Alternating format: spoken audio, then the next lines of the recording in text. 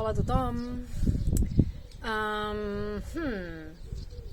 Avui us volia parlar, bàsicament a petició de la Coral, que és que de tant en tant em diu: per què no m'expliques coses d'això i d'allò? Ens ho diu a mi i a en Xavi, a tots dos. Doncs avui us volia parlar dels avantatges de la pràctica online quan, com jo, ets una persona nòmada. Imagino que alguns de vosaltres ho sabeu i d'altres no, però jo normalment em passo mig any a Catalunya i l'altre mig any por ahí, en altres llocs del món, sempre davant del mar, això sí. I de fet, la meva primera experiència fent classes de ioga per una escola online va ser justament en un viatge a Califòrnia, on vaig conèixer una comunitat de gent que estaven començant una escola de ioga online, una plataforma de ioga online. I de fet va ser la segona vegada que vaig anar a Califòrnia, en aquest lloc en concret, que em van demanar que fes una sèrie per la seva plataforma, i va ser molt guai perquè em van donar molta llibertat i vaig fer una sèrie sobre les emocions, és a dir, una sèrie de pràctiques per treballar amb diferents emocions, no?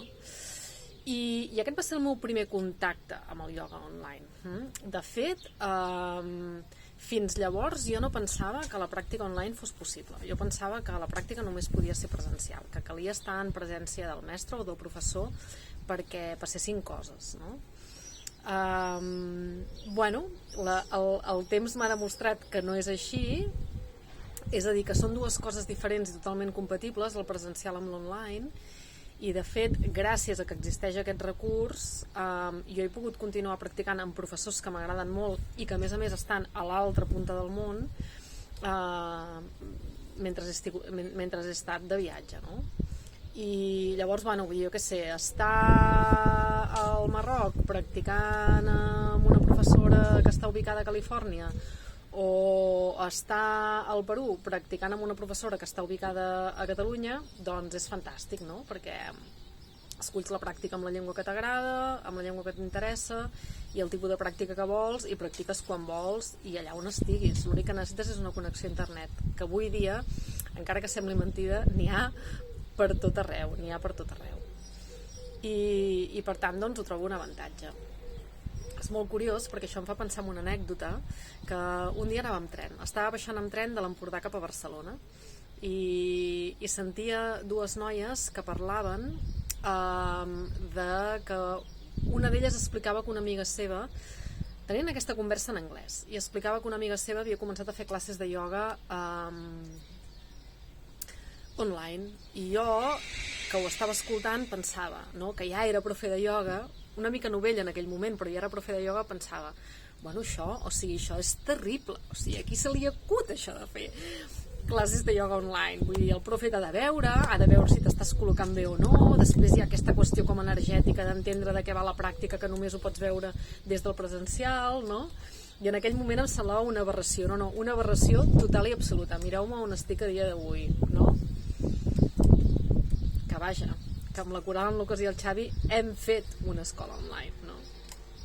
I la veritat és que a mi el mitjà m'encanta, perquè si no t'ho planteges com quelcom diferent de lo que seria una classe presencial, sinó que t'ho planteges com que els alumnes estan allà i fas exactament el mateix, és a dir, ets qui tu ets i amb la naturalitat amb què tu ho fas normalment en una classe, el missatge arriba totalment.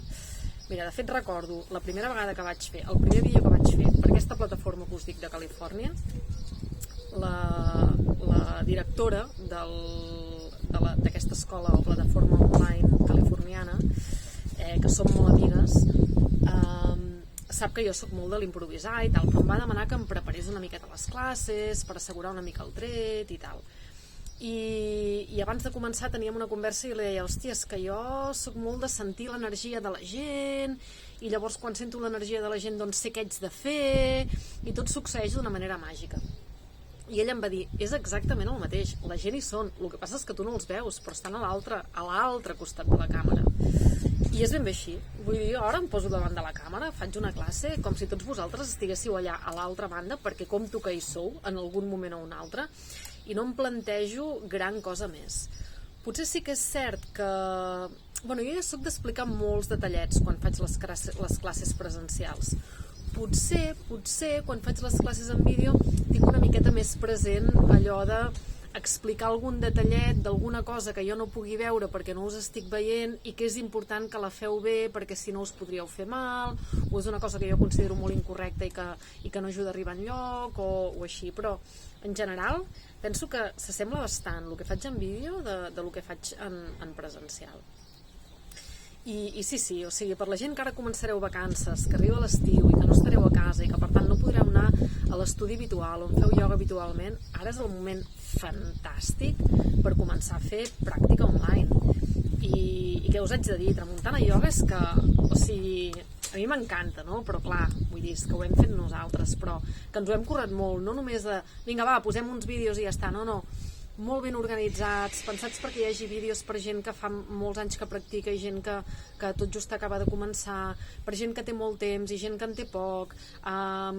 Vull dir, els continguts són variats i estan molt ben organitzats i a més tens aquesta cosa de que cada setmana hi ha continguts nous, cada setmana es publiquen continguts nous, amb la qual és quasi impossible que t'acabis tota la teca que hi ha ara, ja hi ha com, no sé, 65 vídeos o una cosa així.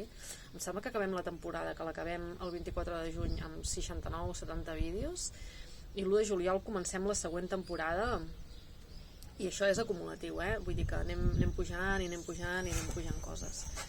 I sí, per la vida nòmada és ideal. I més ara que tenim accés des d'un telèfon, que tenim aquests telèfons que tenen aquesta qualitat d'imatge tan espectacular, et poses la teva classe, no has de fer autopràctica, que és bastant més pesat lo de l'autopràctica.